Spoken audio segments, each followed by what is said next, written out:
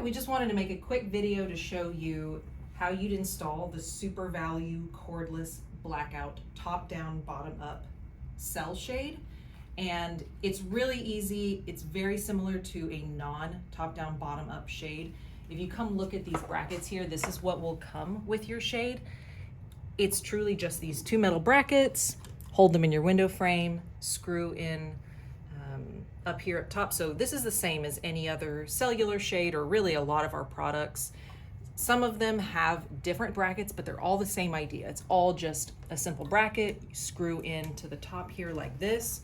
So just because it's a top-down, bottom-up shade, it's really not going to be any different. Your shade will come like this, and then you'll take this, put it in the windowsill, and you'll see you have that lip here of the shade. You want to lay that into the lip of the bracket. You lay it in there, and then you'll press backwards to clip it in. So I'll just do this here like that.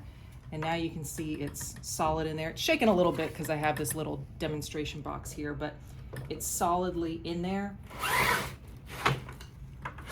And that's it. Then the top down, bottom up shade, let me straighten it out a little bit there. Top down, bottom up shade is ready to operate, and it installs the same way as any non top down, bottom up shade.